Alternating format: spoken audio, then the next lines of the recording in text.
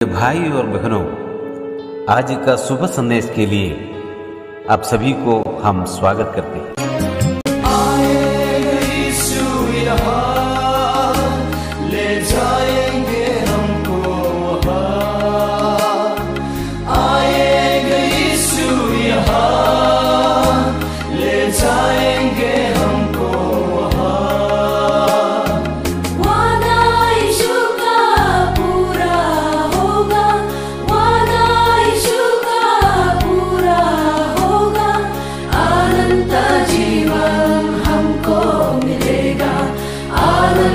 जीवन हमको मिलेगा।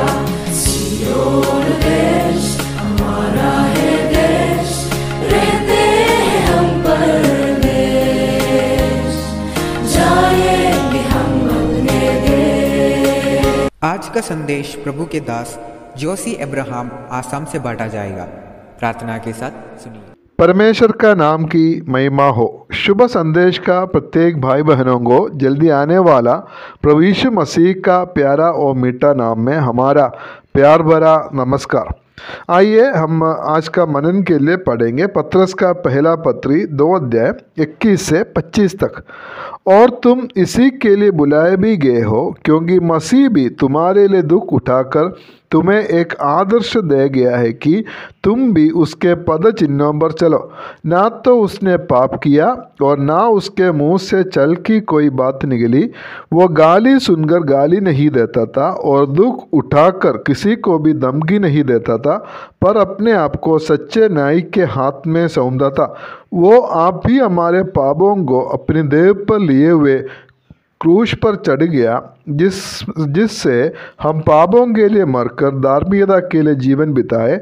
उसी के मार खाने से तुम चंगे हुए, क्योंकि तुम पहले भटकी हुई भेड़ों के समान थे, पर अब अपने प्राणों के रखवाले और अध्यक्ष के पास लौट आए हैं। पिछले सप्ताह हम लोग देख रहे थे दास लोग अपना मालिकों का अर्थात अपना अधिकारियों का अधीन कैसे रहना है और उसका आदर कैसे करना चाहिए। हम लोग उधर देखा था कि हम अपराध करके या गलत काम करके हम लोग जो दुख सहने से उसमें कोई बड़ाई की बात नहीं है, पर भला काम करके दुख उठाता है तो वो परमेश्वर को भाता है। और इधर 21 पद से प्रभु यीशु मसीह का नमूना हम लोग देख सकता है। प्रभु यीशु मसीह सब बातों में हमारा नमूना है। 21 पद में हम ऐसे पढ़ता है, तुम इसी के लिए बुलाए भी गए हो, क्योंकि मसीह भी तुम्हारे लिए दुख उठाकर तुम्हें एक आदर्श दे गया है कि तुम भी उसके पद चिन्हों पर चलो। सब बातों में प्रभु यीशु मसीह हमारे एक आदर्श है, और इसी बात में भी दुख सहने का जगह में भी दूसरों का अधीन रहने का मामले में भी प्रभु यीशु मसीह हमारे लिए एक आदर्श है। प्रभु यीशु मसीह का दुख के बारे में हम लोग को मालूम है। उसमें से सिर्फ 2 पद में पढ़ना चाहता है। मत्ती 26 का 67। तब उन्होंने उसके मुंह पर थूका और उसे घूंसे मारे। दूसरों ने थप्पड़ मार के कहा, हे मसीह, हमसे भविष्यवाणी करके कह कि किसने तुम्हें मारा है। उसके साथ में मरकुस 14 अध्याय उसका 65 पद भी हम लोग पढ़ेंगे। तब कोई तो उस पर थूकने और कोई उसका मुंह ढांकने और उसे घूंसे मारने और उससे कहने लगे, भविष्यवाणी कर। और प्यादों ने उसे पकड़कर थप्पड़ मारे। प्रभु यीशु मसीह हमारे लिए दुख सहा और हमारे लिए एक आदर्श भी दिया है कि हम लोग उसका पद चिन्हों पर चले। मत्ती 11 का 19 में प्रभु यीशु मसीह कहता है, मेरा जुआ अपने ऊपर उठा लो और मुझसे सीखो। सब कुछ हम प्रभु यीशु मसीह से हम लोग सीखना है, और वो हमारे लिए एक आदर्श है। आदर्श का इधर का मतलब ऐसा है, एक चित्र के ऊपर या एक ड्राइंग के ऊपर एक कागज रखकर और उसका निशाने के अनुसार उसका चित्र करना या ड्रॉ करना। 22 पद से प्रभु यीशु मसीह का उस दुख का बारे में पत्रस विस्तार तौर पर वर्णन कर रहा है। 22 पद में ऐसे पढ़ता है, ना तो उसने पाप किया और ना उसके मुंह से छल की कोई बात निकली। हमें मालूम है पत्रस प्रभु यीशु मसीह के साथ 3.5 साल रहा और प्रभु यीशु मसीह को एकदम करीब से देखकर करीब से प्रभु यीशु मसीह के साथ रहकर पत्रस से गवाही देता है कि उसने कोई पाप नहीं किया और उसका मुंह से छल की कोई बात निकली। इसी प्रकार दूसरा एक चेला यूहन्ना प्रभु यीशु मसीह का सबसे प्रिय शिष्य थे, वो भी प्रभु यीशु मसीह के बारे में गवाही देता है। पहला यूहन्ना 3:5 में हम लोग ऐसे पढ़ता है, उसका स्वभाव में कोई पाप नहीं है। प्रभु यीशु मसीह का जीवन का सबसे बड़ा श्रेष्ठता वही था, वो पूरा रीति से निष्पापित था। उसने कोई पाप नहीं किया, उसका स्वभाव में कोई पाप नहीं था और उन्होंने पूरा रीति से एक निष्पाप जीवन प्रभु यीशु मसीह बिताया। दुनिया में ऐसा जिया हुआ एक ही एक व्यक्ति है अभी तक, वो हमारा प्रभु यीशु मसीह है।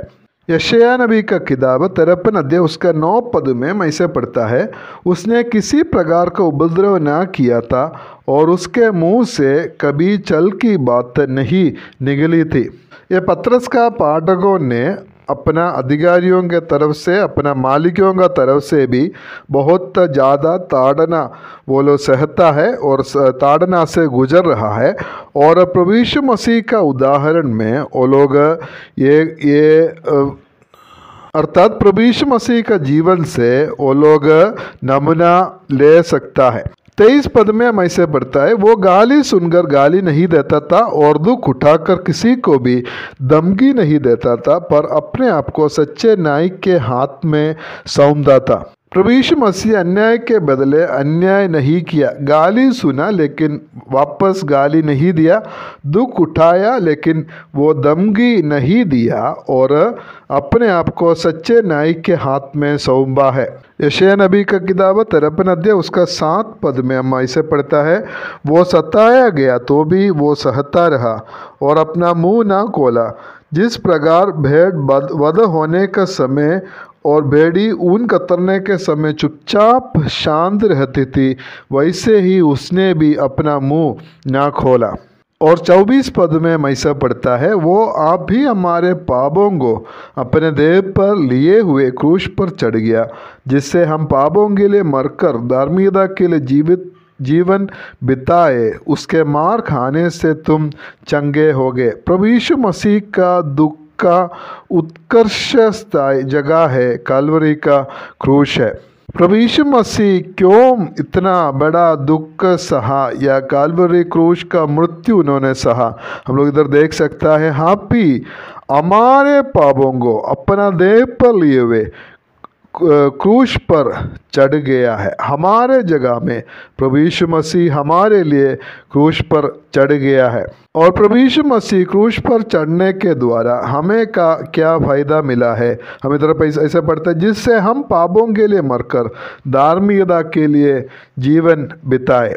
प्रभु यीशु मसीह हमारे लिए मृत्यु सहा, इसलिए हम पापों के लिए मरकर धार्मिकता के लिए एक जीवन हम लोग बिता सकता है और उसी के मार खाने से तुम चंगे हो गए हैं। इधर आत्मिक चंगाई के बारे में हम लोग देख सकता है। आज बहुत सारा मसीही लोग शारीरिक चंगाई के पीछे में जब जाते हैं, प्रभु यीशु मसीह के मृत्यु के द्वारा हमें क्या मिलता है, हमें आत्मिक चंगाई प्राप्त होता है। पापों से क्षमा, पापों से छुटकारा हम पा सकता है। और 25 पद में ऐसे पढ़ता है, क्योंकि तुम पहले भड़की हुई भेड़ों के समान थे, पर अब अपने प्राणों के रखवाले और अध्यक्ष के पास लौट आए हैं। प्रभु यीशु मसीह का मृत्यु के द्वारा हम परमेश्वर के पास, प्रभु के पास हम लोग लौट कर हम लोग आए हैं। पहले पाप के कारण हम परमेश्वर से दूर थे, लेकिन प्रभु यीशु मसीह का मृत्यु के द्वारा हम परमेश्वर के पास, प्रभु के पास में हम लोग वापस आ सकता है। इसलिए प्रभु यीशु मसीह हमारे लिए बहुत बड़ा एक नमूना है। दुनिया में विभिन्न प्रकार का दुख या ताड़ना समस्या को हम लोग सामना करना पड़ता है, लेकिन प्रभु यीशु मसीह भी हमारे लिए दुख सहा, गाली सुना, लेकिन वो उल्टा गाली नहीं दिया और दमगी नहीं किया। वो परमेश्वर के हाथ में अपने आप को सौंप दिया है। इसी प्रकार हम भी दुख सहने के लिए प्रभु हमें सहायता करे। प्रभु यीशु मसीह का जो नमूना आदर्श हमारे जीवन में लिए हुए हम लोग आगे बढ़ेंगे। परमेश्वर का नाम की महिमा हो। परमेश्वर आप सभी को आशीष करे।